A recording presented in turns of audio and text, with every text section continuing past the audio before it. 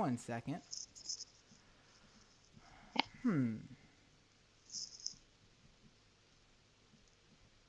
Just want to make sure we're still live here. Current. Yeah. All right, cool. We are live, so that's good. All right, cool. So let's jump right back in. So let's start where let's start where you left off, where you were talking about how he was called out for being a liar, which I gotta say, as an American, I cannot believe the Chilean people would elect a habitual liar. What were they thinking? Who would do such a thing? Who would do such a thing? But I think that you have to understand that since that, and I put in this in quote marks, and I hate to say that, but since the return of democracy, we didn't change the constitution. So the whole thing was basically administration of the model, right? We had Christian Democrats, socialists, social democrats kind of thing in between. And then you had Piñera, and then you had a socialist in just a name. And then you have Piñera again. So basically, what you see, it's the people. I think that last time people just didn't go and vote, first and foremost. Very few people voted. We had a super low participation, terrible. But also you had a voter rejection. You could have you can see that in the different presidential elections, right? There's a certain vote that goes that basically what happened here with Trump. Very, very similar, right? The people are poor without work or whatever, like they just like, fuck you, take this. And because there's not a big difference between the two of you, right? Right. And yeah, well, you can say whatever about that, but so how complicit is? I mean, obviously he's very. I mean, you explained earlier all the ways in which he's done. He's Piñera himself has brought about these protests, but just how complicit is he in terms of, I guess, the sort of the security state in terms of the schools, like what was, I mean, this came from his presidency. This wasn't something that came from previous regimes, correct? Like this was something from him. Well, we had I mean, the Chilean state is extremely repressive state. Right. We first and foremost, we used them, like the governments used the militarized police as their basic attack dogs, right? In the south, for example, for years the Mapuche people has been attacked every single day. It's terrible, and they're attacked in their homes, on their farms, in the small towns, right? Basically, they've been under a state of siege, so to speak, for years, right? And that has not really changed depending on the government, right? It might be a little bit less when you have a center-left government, right? Right. But it's still there. It never goes away. And the interesting part is that since this started more or less on the 18th of October, right? Down south, there has not been, there's no truck being burned, which is normal because the forestry is enormous, highly intensive down there in the south of Chile. There's no problems down there. Why? Because they brought up all the police up to Santiago, right? I'm not saying that they left the Mapuches alone. I'm just saying there's less down there. And we actually had something really terrible that happened last year, which was with Catrillanca. He got shot. He got shot point blank. I think there were 23 of them, cops there, when he was driving his tractor. Jeez. And they said that he had tried to do some terrorist act. He's a Mapuche, was a Mapuche, I'm sorry. And he got shot, and people found out really fast through social media. And because of that, he was not just another Mapuche that was dead down south. He actually had a name. He was actually a person. We found out that supposedly it was a hot pursuit on a tractor. You know how fast, an old tractor, right? He was on the tractor with his with a family member that was 15 years old, and that kid was not shot, but like not killed, but is still an eyewitness to what happened. And I think that also basically also was one of the parts that like these guys are getting away. This is under Piñera, by the way. Right. And they got away with it because someone gives the order to go and kill someone, right? And they got away with it. And the Minister of Interior in Chile is in charge of the militarized police. Yeah. No, I had seen you tweet out. I think maybe yesterday or the day before. Oh my God! Yes. Well, in general, I've seen you tweet a lot of it. Right. You're on the ground covering this. Yes, of course. But specifically, a tweet I saw from you about. I think you actually accompanied it with a photo of something about right-wing militias working with the oh my God! Yes. So we have our Nazis. This is where all this stuff fits into this podcast. But now we're going to get into really what we talk about on this podcast a lot. What is the far right, the fascists, the Nazis? Chile's got them. We actually have Nazis. Right. Doesn't surprise me at all. So, back when the escape of the Nazis down to Argentina and Brazil, right? We got trickle down to Chile too? Oh my God, yes. Yes, they changed the names, changed the birth certificate, all that kind of stuff. And these guys actually were untouched, right? And they have kids. Right. And those kids today are running around. I'm not going to mention his freaking name because we have this whole deal that we're not going to say his name. In Chile, but there's a family, and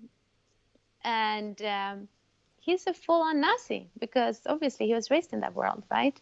So now you have, and also it was very important in a dictatorship, right? Down south, there's something called Colonia Dignidad, which was this kind of German sect, and you should check it out because it's pretty scary stuff. Where basically we take the locals, the poor peasants, etc., and the kids, and they will bring it into this sect, sort of a ghetto, right? And they could not leave, and they were also kept as torture centers, against the opposition of the dictatorship, right? These are the same people, right? Now you have how organized are these groups in Chile? Well, you still have the old military intelligence agency people. They're still around. Very few people in jail because of the abuse during the dictatorship, right? So they're still around. They're getting older, but they're still around, right? Those guys those guys know what they're doing, right? And then you have the enthusiasts, which is the photo I tweeted out on the beach resort of Reñaca, which are basically concerned citizens. They get very, very scared, and they're gonna defend their property against the anarchists and hordes of communists that are gonna come and take their stuff away from them. There's not one single house that's been looted in all of Chile. Right. You have to see what's being looted and with what help, right? There's certain supermarkets that have been looted. Yes, some of them now we know where the police helped the looters. Do you say that? Right? Right. But this whole paranoia, it's kind of sad, actually. But they can be very dangerous, Oh, absolutely. Continue. I'm sorry. Because they can carry arms. We're not like in the States. You walk around with people can have guns and all that kind of stuff. In Chile, it's a little bit harder to get your gun, but you can get it, right? Right. How popular is the? I'm assuming. Psychos. I know. In the U.S., the far right loves their helicopter memes. Mm-hmm. How I'm assuming over there, they're really popular. I don't think it gets any more popular. I feel really sorry for it because they're losing this army of fake accounts everywhere, right? After a while, I get a lot of my fair share. I've been on Twitter since 2007, so I've seen everything, these guys, they're like few, they're on the younger side, and you can tell because how they write. So you start recognizing the way they write, basically the language to use, the words, and all that kind of stuff. They're losing it. Is there a like a movement though? Is there like a political party there? I mean, obviously we talked about Piñera, and he might as well be, well, far Oh, right. but Piñera has in his government people from the dictatorship. So the dictatorship went into this whole, we are all Democrats when the democracy arrived, and they built their own party, and it's called UDI, UDI, right? And you have the more liberal area, which is Renovación Nacional, which is supposedly the party that Piñera belongs to. And they co-govern the country. Wow. So they did buy the state-owned companies for almost nothing when they did the whole privatization during the dictatorship, right? Number one. And then they continue, So they're fighting. They actually, Piñera has to do what he's doing. He has to defend this model. Because it's not only he, and his buddies, it's this whole group of people that are extremely wealthy, and they put all the money abroad, and they like it like that. They don't want to share anything. Right. So they have to defend it. I mean, they have to repress. Now, obviously, we talked about it, and the relationship with the United States, throughout Chile's history. Obviously, it's why Chile is where it is right now. I mean, like you mentioned, the dictatorship, it didn't just come out of thin air. The United States helped a little bit there. Just a tad, just a little bit. I mean, you know that the U.S. taxpayers paid for the Chicago Boys from the late 50s, right? So everything was paid for. Taxpayer money, right. U.S. taxpayer money, and it just went on and on, right? I mean, I'm sorry, I interrupted you. We're very generous people. Our taxpayer money goes to that's the wrong way. goes to help out, all of the world's greatest. The Israeli government, Saudi Arabia. We really we spread the wealth to all the right places. You guys are so screwed. Don't give up the green buck. Okay, so you say? So.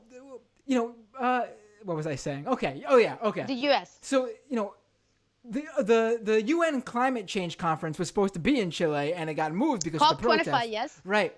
And Trump and Secretary of State Pompeo, they both came out, and they said it's sort of almost. I mean, I read it as sort of backhandedly, but maybe they weren't. Sort of how we think Chile could handle the situation. I have no idea what they really were trying to get across.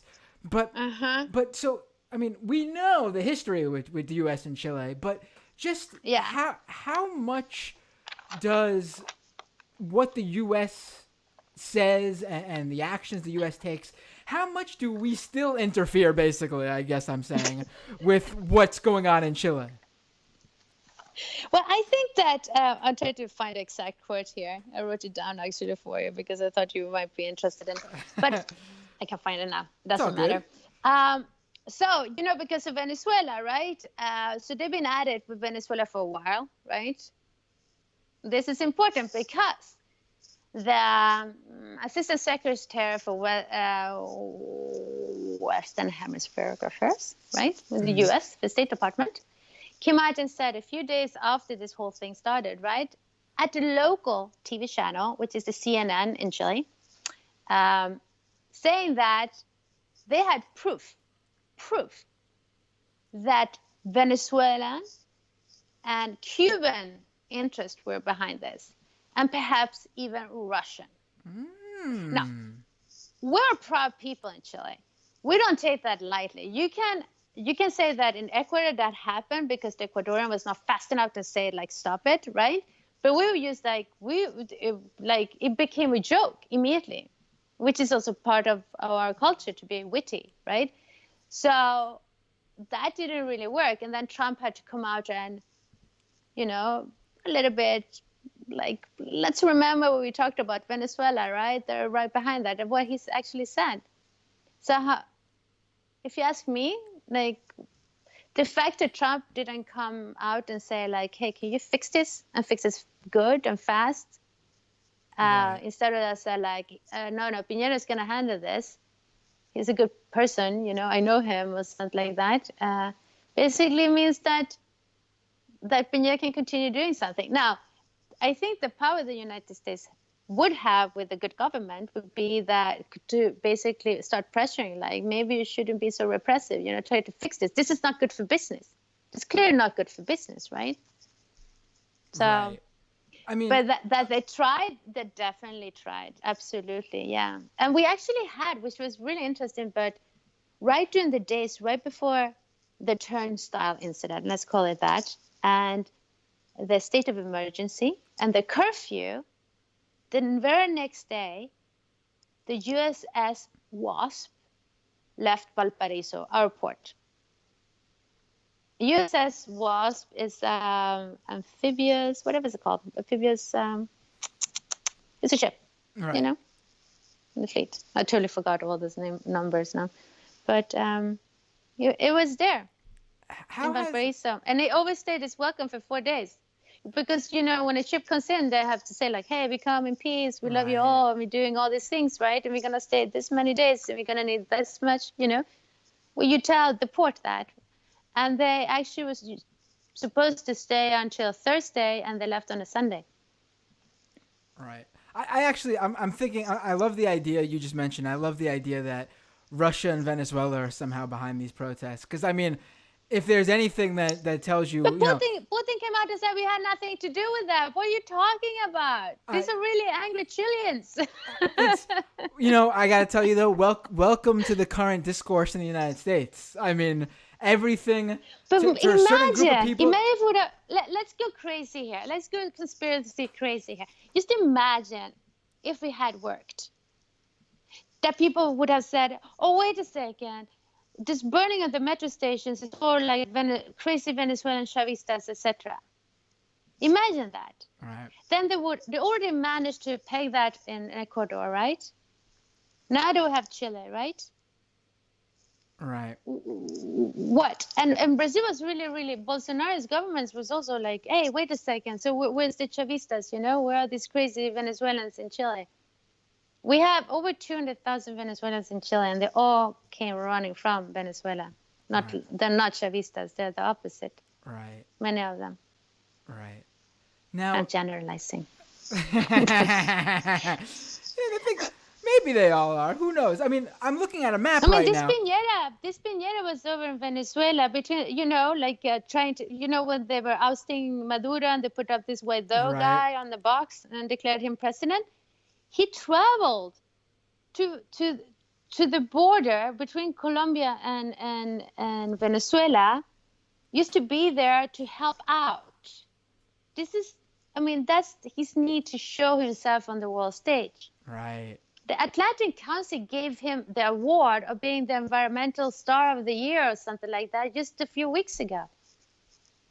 What is it's inexplicable. Right. Right. What has been, what has been the media in Chile's role in all this? Like, how have they been covering it?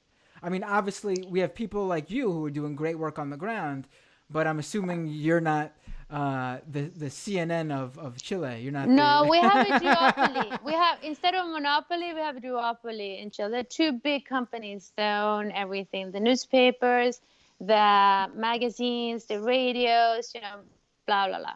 Okay, the TV channels, right? Now, the heads of the TV channels, they made I think 5 or 6 of them, right? Actually, was summoned by the president. So there would be coordination of what they would say on TV, and you can see it.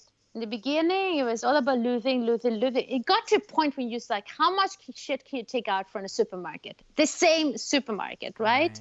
To terrorize people. All these crazy, vandals all over the country, just burning shit down, right? Right. They did that. Basically terrorizing people, right? During the curfew, I mean, I can't imagine where it is. I managed to get down there right after the curfew was over, because I can't imagine where it is. Someone telling me I can't go out and you will be detained, and you don't know if they're going to beat you up or kill you, you know? So Right. the TV showed that. And then when the president wanted everything to go back to normal, they start showing that. They even start talking about cooking recipes on TV, you know, like this kind of stuff, right? So at the same time, you have the press, like the press that's on the ground being brutally attacked by the militarized police. Right. It's state TV, but because it's Chile and everything's privatized, they just don't call it state TV. No, it's only one. We only have one channel, TV channel, that's state owned, right? But that board, it's managed by the current government. Right. So each government put in their people in, and they're supposed to be like super objective, which is not really true. But you had a lot of foreign correspondents down there, and they'd be shot at live.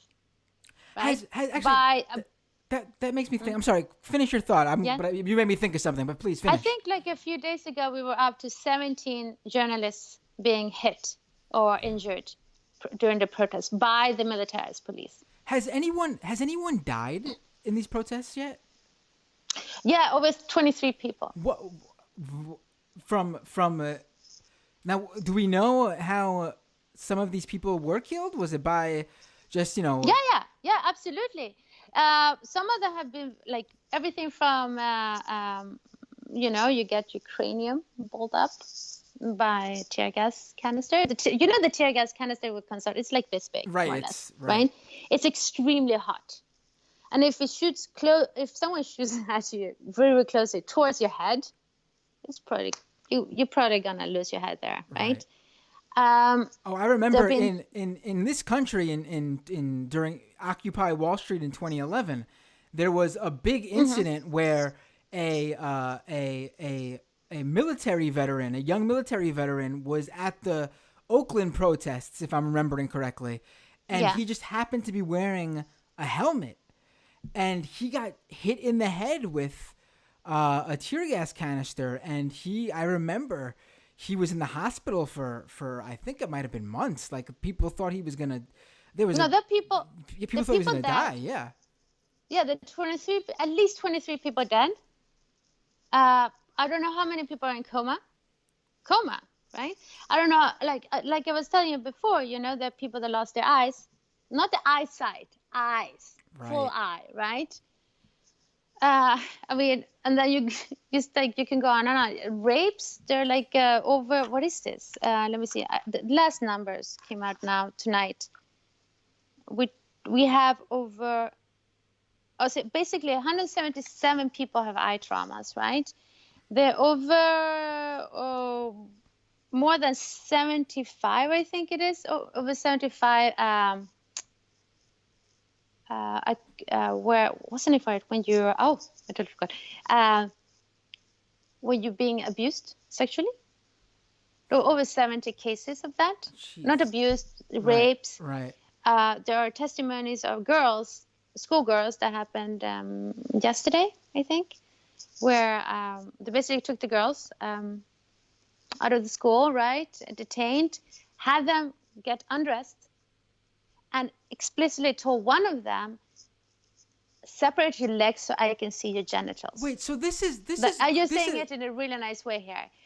This isn't even like what you're explaining right now. This isn't like, I mean, obviously it's horrific no matter what goes on, but we're not even talking about the military is grabbing people at the protests. You just described people just in school, kids in school being taken out of classrooms, not protesting. They are protesting because what's going on is that the school, the head of the school said, we're gonna stop, like the class, you're gonna lose your year, basically. There's no more school for you guys.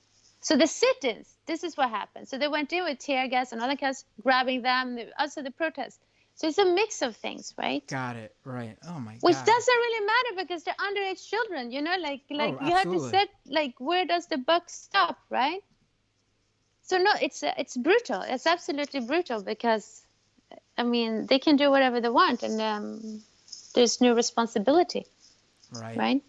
Now, as you know, as we wrap up here, you know, there's so much to talk about, but you know, as we wrap up here, I think, I guess on a note that was, you know, somewhat, I don't know, nice. I don't know. It was a fun, Nice to know. a fun thing I saw, that I really enjoyed actually. Apparently, and you could confirm this is true, but from what I've seen Yeah. online, a a dog that apparently Oh became, yeah, Matapacos. yes, thank you.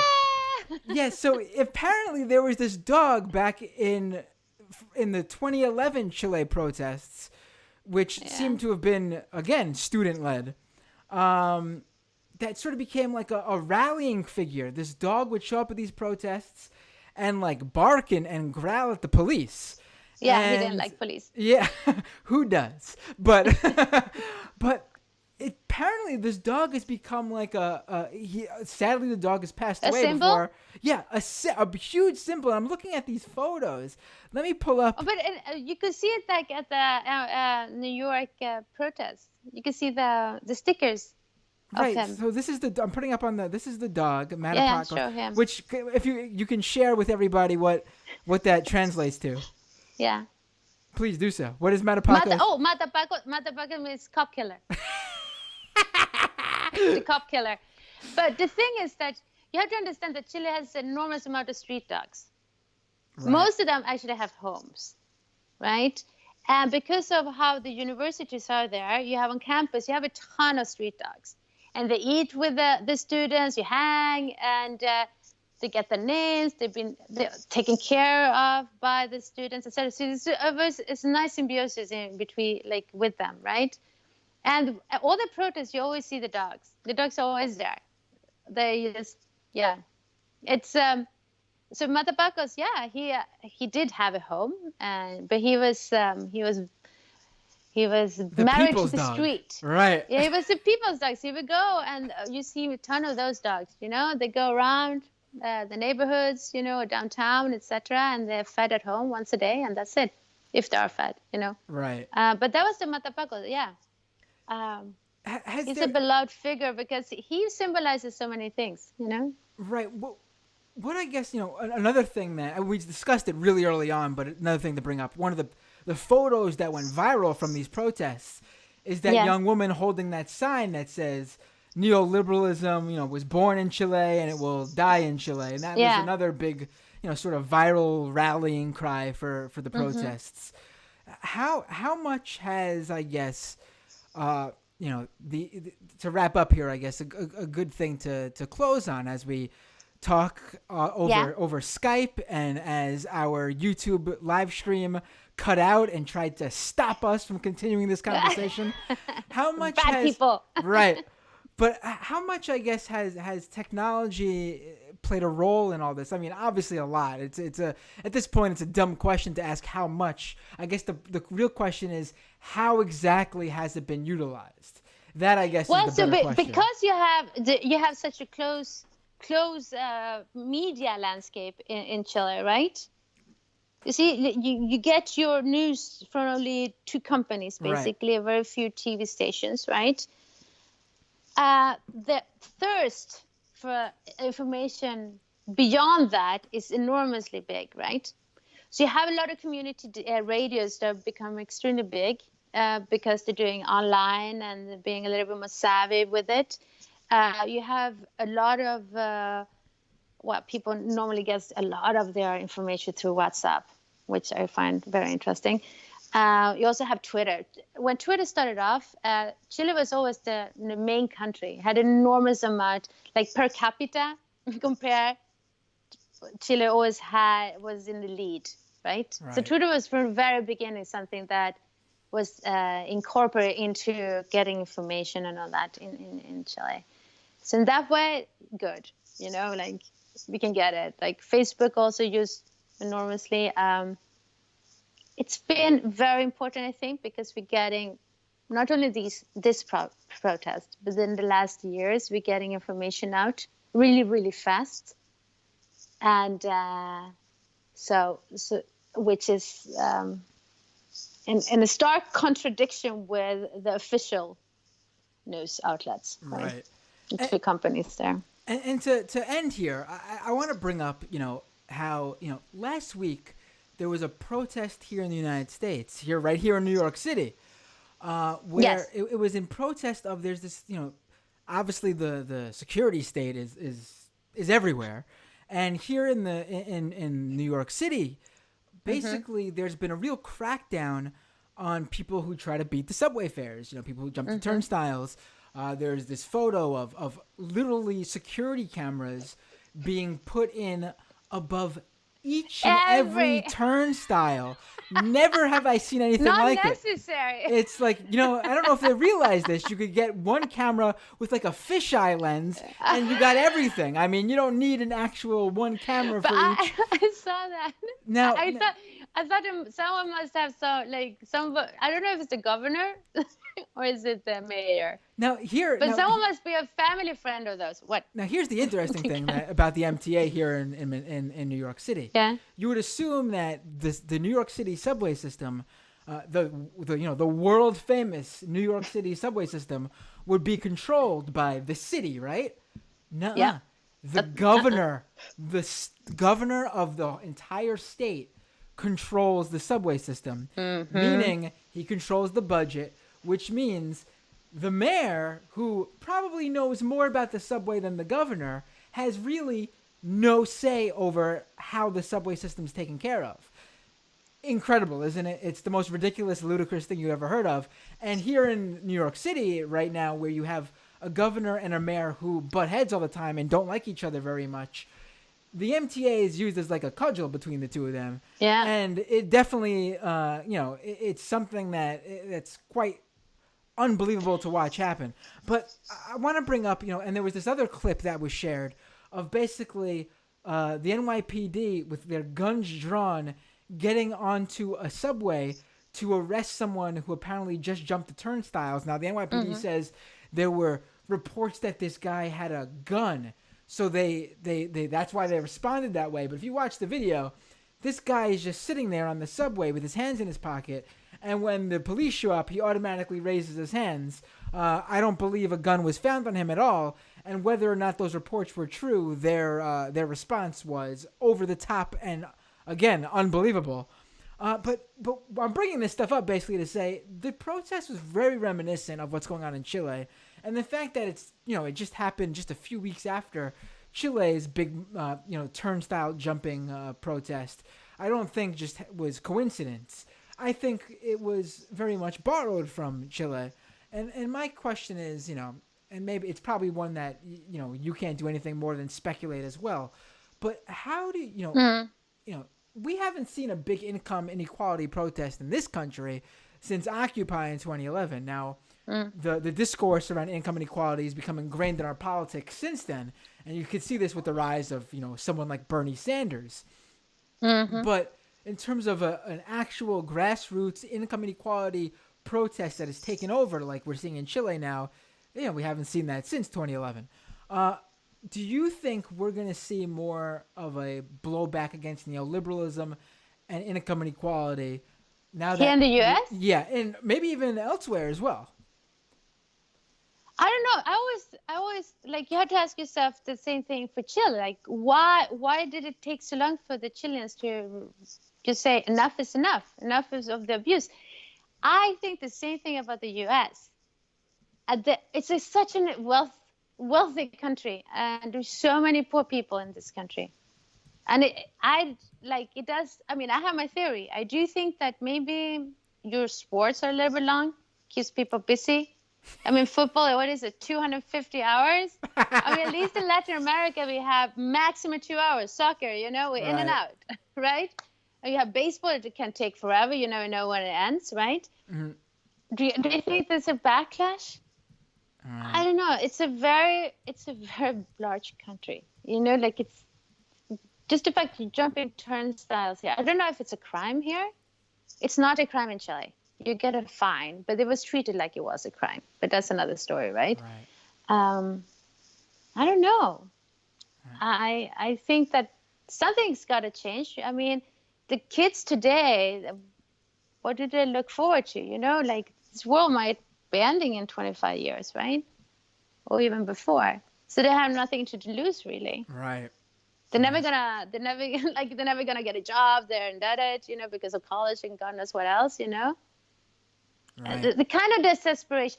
But like, that's what I like with the kids in Chile, like now talking a lot to them, it's that they have a certain positive outlook that they can actually change this. Right. Montserrat. Maybe No, I hope so. no, finish that thought, please. No, but I mean, it's a kind of a hero complex, maybe, but it's a good one because at least it's pushing things forward. It has to change. Right. It's unsustainable like this. Right. Montserrat, Nicolas, thank you so much for joining me tonight. I really appreciate it. Where can people follow your work? My work, oh my God. Well, I have a Twitter that I tweet on in Spanish, and really, I use a lot of bad words in Spanish on my Twitter because I'm very angry the whole time. So yeah, on curvas políticas, but that's it pretty much. I have a blog and all that kind of stuff, but I never write anymore, really. So. Well, I linked to it in the but thank you though. The information for the show, your Twitter account, and yes. Again, this was great. Keep the Skype app on your computer because I would like to. I think I'm pretty sure you'll be back on this show. Let's put it that way. If you'd like to come back on, of course. Yes, I would love to, Matt. We could be talking for hours. Right. Thank you so much. Linear. Really appreciate it. Thank you for inviting me. Have a good night. My pleasure. Take care. Bye-bye. Bye-bye. All right, everybody. That was I told Montserrat before we started that she asked a little bit more about what I usually cover on the show. I mean, she knew it was a political show, and I told her cover everything and focus on the right and how tech is ruining our politics and white supremacy and all that fun stuff. But we were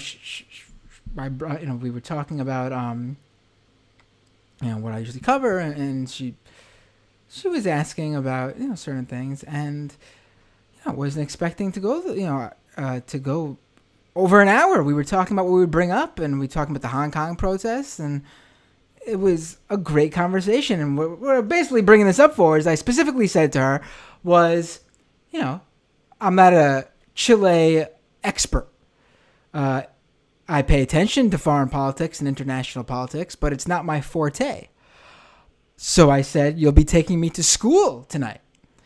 And I was certainly educated. Let's put it that way. It was very interesting. And I definitely want her back on the show to give us updates on this. Because if you've seen the videos and the photos, this is it's crazy what's going on there. In a good way, obviously. Folks, let's go straight to the second half of the show, the patron-only half of the show, patreon.com/MattBinder. First of all, I apologize for the delay, the cut in the feed. If you're listening to the podcast, you'll barely notice it. We had to start a new YouTube, a new Periscope really quickly because there was some sort of technical issue with the connection. But everything's recorded. Nothing was missed. Got it all. Patreon.com/MattBinder. Help this show grow. As you guys know, as I've been saying for months now, we've been growing.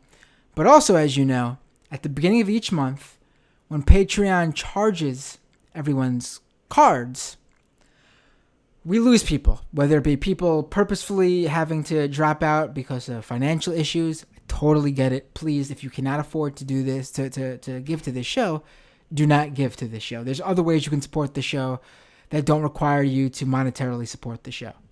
With that being said, can't do this show also without the people who can afford to monetarily support this show. We also lose people because for some reason their cards just don't the payment doesn't go through with their cards, and maybe their card expired, maybe they got a new card and they didn't update their information. That stuff happens. So the show has been on an upward trajectory. but we are now, we're down a few members than the previous month. If you can afford to support this show, patreon.com/MattBinder. Help us get back on track to reaching the goal of the show, and so I can institute the next goal. How else? Again, free ways to support this show now. YouTube.com/MattBinder. Subscribe. Go to doomedpod.com to subscribe to the iTunes podcast, the Google Play version, however you listen to podcasts. Leave an iTunes review, a star review, or a written review. If you haven't left an iTunes review yet, please do so. It takes just a minute. Really helps grow the show. Another really important way to help grow the show and help out, just tell people about it. Spread the word. Tell your friends, your family members. And here we go. And I don't usually bring this one up because I forget, but here's another way. Tell your favorite podcasts to have me on their show. There really is, I just said the previous way was no way better. This way is also no way better. Get this show get me on other shows. It's that simple. Tell your favorite podcast, hey, you should have Matt Binder on. Yeah. If you're on the live stream right now, youtube.com/MattBinder, you can do a super chat, which is basically a one-off donation, and also your name goes straight up to the top of the list in terms of whose comment I read in the second half of the show. And first of all, it doesn't make any sense to say that now, but before I get to the patrons, I would like to dedicate this show to one specific regular listener, Renee. You all, if you're a live stream listener, you see him in the comments, very active in the stream. If you're a podcast listener, you probably have heard me mention him. He's got a very fun personality, that Renee. I call him, if you're a majority part listener, you'll get this reference. I call him the Jimmy Reefer Cake of Doomed. And I don't fully mean it. It's just like he sort of has given himself that gimmick in the live stream chat. But I would like to say this show there would have been a show on Chile, I'm sure. But Renee really helped guide this show in terms of telling me a good suggestion, being that he is in Chile himself. He said, hey, here's a few names, and I specifically endorse having on Montserrat because she is great. And so I looked into her work and I agreed. I was like, hell yeah, I should have her on the show. Renee also sent me certain, background, things to read about to really prepare for the show. And some of it I even brought up during the podcast and the stream. I'm sure Renee was listening. I was able to go, oh shit, that's something that I, brought up. So Renee, he earlier in the week, he tweeted about how other podcasts he listened to sort of discount his contributions when he sends in a chat message or an email. And he jokingly said that I don't think he jokingly said, but he said, these are the people who do take me seriously and give me credit. And he listed my name as one of them, but he said how I do sometimes take him with a grain of salt. And so I replied to him when I saw that he would regret those words in short time, the grain of salt words. Renee, buddy, there you go. Don't know what else to tell you. I value your listenership, my friend. And the other people whose listenership I value, along with all the freebies, I especially value the patrons. And those patrons are Abigail T, Adam Q, Alan B, Andrew C, Andrew H, Angela, Ari R, Ben, Benji, Bobby M, Brosnan, BZ, Champagne Kami, Chi, Christine H, Colin R, Cyber Snowstorm, Dan, Dan K, Dan M, Dank Uger, Dave K, David Z, David P, Dragon Slayer, Eugene B, Fraz K, FTW All Day, Future MD, Greg D, Grim, Ian Curtis J, Jameson Test, Janelle A, Jasmine H, Jeff K, Jeremy M, John B, John S, Jonathan B, Jonathan L, Joseph R, Joyce M, Justin S, Katie S, Katz, Kaushal, Lisa D, Lisa H, Matt Z, Max W, me, Mitch V, Michael B, Michael J, Michael M, Mr. Danks, Nicole A, Namde Net, Null Style, Odeth, Qster, Ryan Left His Best, Scott R, Sean H, Stephen S, Struggle Session, TM, Tammy G, Thaddeus A, Tina M, Todd K, Tom G, Tom M, Why That Tie Guy, Will P, Utopian, Zach P, Zarin, and Zoe. And I'd like to just mention that Zoe said she's listening to tonight's show as part of her homework for class because tomorrow she's got to go in and tell her class about Chile, and boom, bada bing, perfect timing for this show. Zoe, I hope you get an A+ now for your project. Oh, looks like we just got another. We got a last minute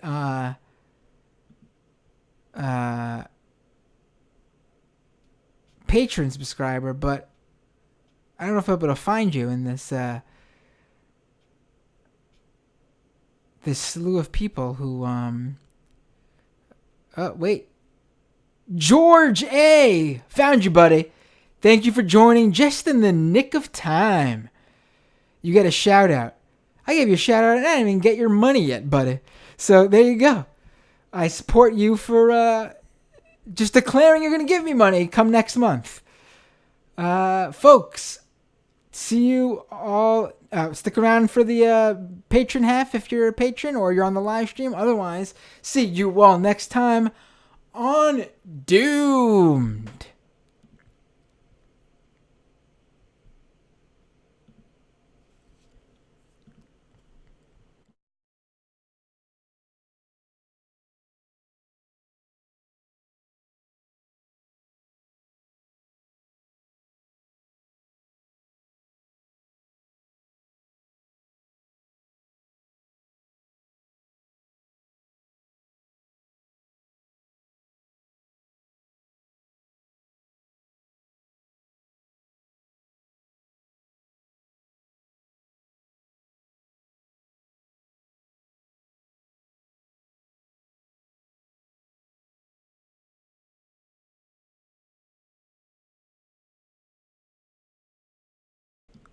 We are back. All right. Renee. Oh, let me put myself back on the screen. Renee, if you are listening, call into the show. I know I was not expecting to go with. I'm so happy we did, and there's no timing on this show. But here we go. He's calling in now. Renee, you there? Yeah, hello. Hey, buddy, how you doing? So I definitely want to talk to you. I hope you heard all my shout outs. Let's hear what you got to say. And what I'd like. Okay, well, I guess you can use some of those questions against me then. Ha ha ha. What happened? You can use some of my questions against me since I did like a chapter and verse kind of thing with my questions. Oh, right, yeah. Renee sent me some questions that he wanted me to incorporate, and